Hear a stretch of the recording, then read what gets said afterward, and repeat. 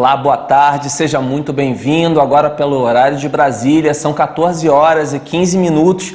Vamos conferir as principais notícias do Brasil e do mundo desta quinta-feira.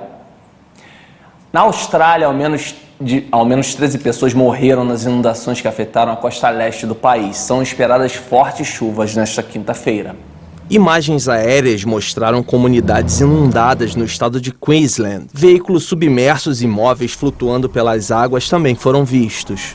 As últimas 4 mortes foram registradas em Lismore, no estado de Nova Gales do Sul, a cidade mais atingida desde que o clima extremo chegou na semana passada, alagando centros urbanos, destruindo casas e cortando linhas de energia.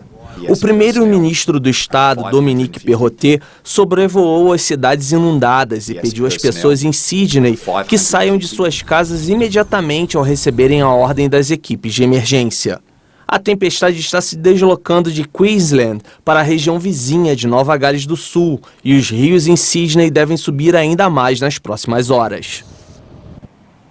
A Ucrânia confirmou a queda da cidade de Kherson para as tropas russas. Esta é a maior vitória do exército da Rússia desde o começo da invasão há uma semana.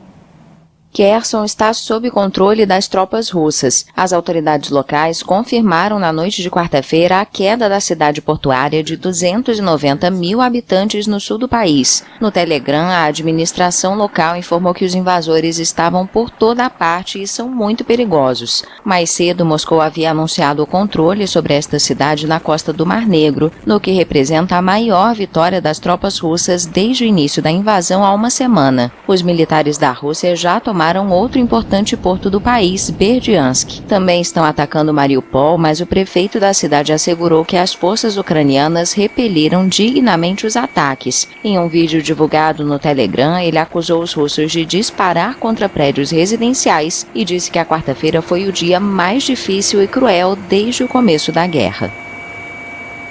A delegação ucraniana está em Belarus nesta segunda rodada de negociações.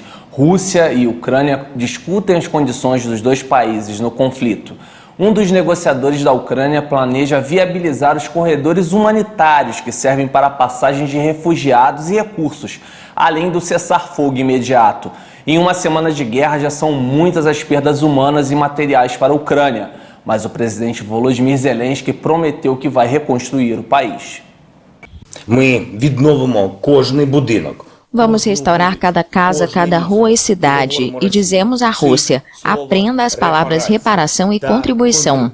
Vocês vão nos reembolsar totalmente por tudo que fizeram contra nosso Estado, contra cada ucraniano. E não vamos esquecer todos que morreram. O número de mortos na guerra ainda é incerto, mas Zelensky disse que as tropas ucranianas provocaram 9 mil baixas entre as forças russas desde o início da invasão. O número é bem diferente do que foi divulgado por Moscou, que confirmou que 498 militares morreram e mais de 1.500 ficaram feridos. As tropas russas conseguiram assumir o controle da primeira grande cidade ucraniana desde o início da invasão. Agora o exército intensifica os bombardeios contra outros centros urbanos como Mariupol e Kharkiv. Novas negociações para alcançar um possível cessar-fogo são previstas para esta quinta-feira. Mais de 1 milhão de ucranianos deixaram o país em apenas uma semana de guerra. Mulheres e crianças são maioria entre os refugiados. De acordo com o Alto Comissariado das Nações Unidas para os Refugiados, os dados mais recentes disponíveis nesta quinta-feira mostram que 1.038.583 pessoas fugiram da Ucrânia para os países vizinhos desde o início da ofensiva russa. O alto comissário do Acnur, Filippo Grandi, pediu no Twitter que as armas sejam abaixadas para que a assistência humanitária possa chegar e salvar vidas dos que ainda permaneceram no país. Estes números incluem o território controlado por Kiev, com mais de 37 milhões de habitantes, mas deixam de fora a península da Crimeia, anexada pela Rússia em 2014, e as 2 áreas nas mãos de separatistas pró-Moscou. A Polônia recebeu mais da metade do total de refugiados. Em seguida vem Hungria, Moldávia e Eslováquia. Segundo o Acnur, até mesmo a Rússia recebeu ucranianos, cerca de 47 mil, e 357 pessoas entraram em Belarus, país que apoia Vladimir Putin. A agência da ONU também informou que mais de 88 mil ucranianos se refugiaram em outros países europeus mais distantes.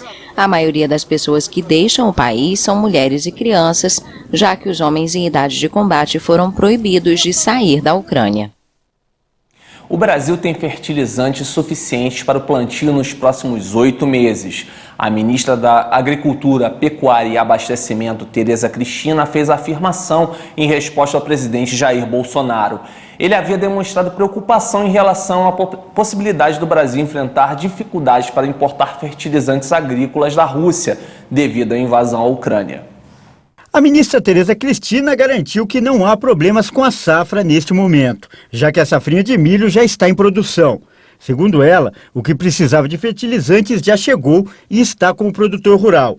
Tereza Cristina falou que o setor privado confirmou a existência de estoque de passagem de fertilizantes suficiente até outubro. O Brasil importa mais de 80% dos fertilizantes usados do chamado NPK, nitrogenados, fósforo e potássio. No caso do potássio e dos nitrogenados, a dependência chega a 95%. A Rússia fornece os 3 produtos para o Brasil. O governo federal também já trabalha com alternativas, como o Canadá, para garantir o suprimento para o setor em caso de escassez provocada pelo conflito entre a Rússia e a Ucrânia. Nós temos aí uma conversa mais firme com o Canadá, que é o maior exportador de potássio, né, que o Brasil tem a maior dependência nessas importações. A ministra também defendeu o Plano Nacional de Fertilizantes como importante instrumento para a independência do Brasil nesse tipo de insumos. Seria uma coisa imperativa o Brasil deixar de ser um importador do tamanho das necessidades que hoje ele tem, né, da importação de fertilizantes. A partir de segunda-feira, os contribuintes vão poder fazer a declaração do Imposto de Renda 2022. A expectativa da Receita Federal é que mais de 34 milhões de brasileiros entreguem os dados à União. Neste ano, o período disponibilizado para o envio da declaração de imposto de renda vai ser menor que nos últimos 2 anos. O prazo máximo de entrega é dia 29 de abril. Entre as novidades para este ano está o acesso à declaração pré-preenchida em todas as plataformas. Antes, o serviço só era disponibilizado no portal ECAC. A restituição e o pagamento de imposto também vão poder ser feitos via Pix para as chaves iguais ao CPF do titular. Devem declarar os contribuintes que receberam em 2021 rendimentos tributáveis superiores a R$ 28.559 ou rendimento isento, não tributável ou tributado exclusivamente na fonte acima de R$ 40 mil. Se na atividade rural possuírem receita acima de R$ 142 mil e possuírem bens ou direitos acima de R$ 300 mil.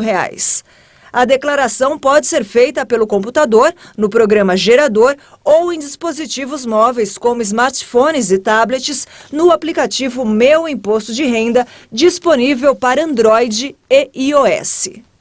Fica por aqui, muito obrigado pela sua companhia, uma boa tarde para você, grande abraço e até a próxima.